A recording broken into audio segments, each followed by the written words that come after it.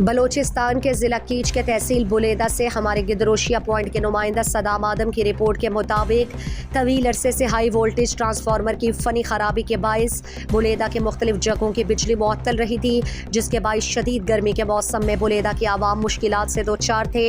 गुज़श्ता रोज़ high voltage transformer Quetta से बुलेदा पहुँचाया गया। इस मौके पर साबिक सेनेटर इस्माइल बुलेदी ने गिदरोशिया पॉइंट से गुफ्तगू करते हुए कहा,